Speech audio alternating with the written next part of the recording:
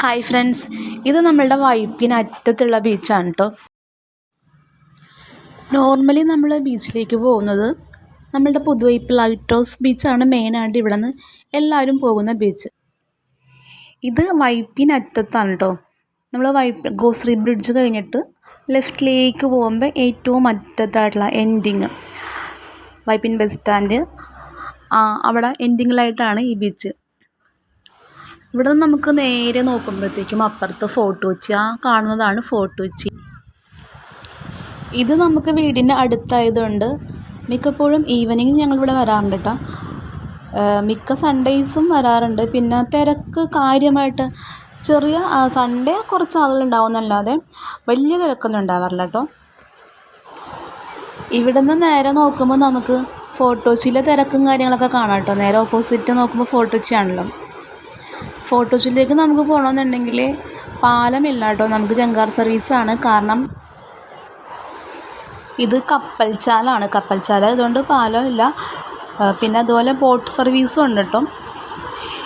കുട്ടികൾ നല്ല കളിയിലാണ് കേട്ടോ, വന്നപ്പോൾ തൊട്ടുള്ള കളിയിലാണ്. ഞാനപ്പോൾ കുറച്ച് കഴിഞ്ഞിട്ട് ഇറങ്ങാം എന്നോർത്ത് ഇങ്ങനെ ഇരിക്കുക. ഞങ്ങളും പണ്ട് ഇങ്ങനെ തന്നെയായിരുന്നു കേട്ടോ, ഫുൾ ബീച്ചിൽ തന്നെ ആയിരുന്നു വെക്കേഷൻ ടൈമിൽ. ഏപ്രിൽ മെയ് മാസങ്ങളിലൊക്കെ ഫുൾ ടൈം രാവിലെ ലേഡി ബീഡോട്ടൊരു ഇറങ്ങലുണ്ട്. പിന്നെ വരുന്നത് ഉച്ച കഴിഞ്ഞിട്ടൊക്കെ ആയിരിക്കും. അന്ന് പിന്നെ നമ്മൾക്ക് ഇതുപോലെ മൊബൈൽ ഫോണും കാര്യങ്ങളൊന്നും ഇല്ലാത്തതുകൊണ്ട് തന്നെ നമുക്കിതുപോലുള്ള കളികളൊക്കെ ആണല്ലോ ഫുൾ എൻ്റർടൈൻമെൻറ്റ്. ഞങ്ങൾ പണ്ട് പിന്നെ ഈ തിര വന്നിറങ്ങി കഴിയുമ്പോൾ ആ മണലിൽ ഇങ്ങനെ കൈ കൊണ്ട് നമ്മൾ മണ്ണ് മാറ്റി എടുക്കുമ്പോൾ നമുക്ക് കക്ക കിട്ടുമായിരുന്നു. അപ്പോൾ അത് നമ്മൾ വീട്ടിൽ കൊണ്ടുപോയിട്ട് പുറത്തടപ്പൊക്കെ സെറ്റ് ചെയ്ത് പുഴുങ്ങിയെടുത്ത് റോസ്റ്റൊക്കെ ആക്കി കഴിക്കൽ, അതൊക്കെ മെയിൻ പരിപാടിയായിരുന്നു കേട്ടോ. കുട്ടികളുടെ കളി കാണുമ്പോൾ നമുക്ക് നമ്മുടെ ബാല്യകാലം ഓർമ്മ വരും.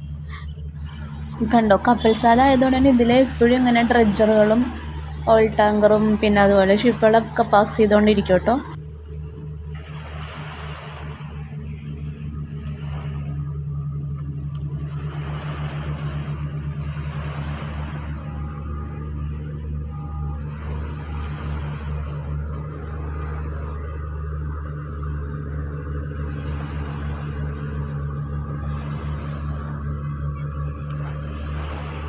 പിന്നെ ഇവിടെ ഇങ്ങനെ സൈഡിലായിട്ട് കുറേ ചീനവലകളുണ്ട് കേട്ടോ.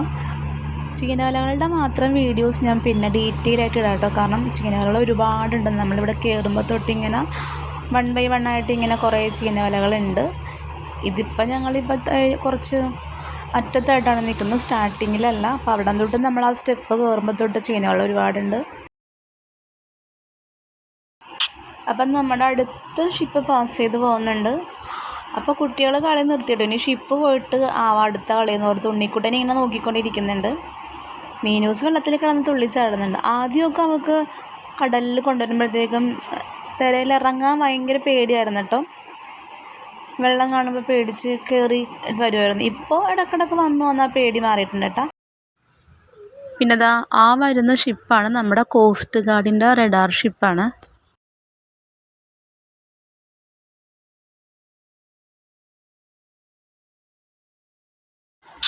അപ്പോൾ ഇന്നത്തെ എൻ്റെ ഈ വീഡിയോ എല്ലാവർക്കും ഇഷ്ടമായെന്ന് വിചാരിക്കുന്നു. ഇഷ്ടമായെങ്കിൽ എന്നത്തെയും പോലെ ലൈക്ക് ചെയ്യുക, കമൻറ്റ് ചെയ്യുക, സബ്സ്ക്രൈബ് ചെയ്യുക. ഓക്കെ, ടാറ്റാ.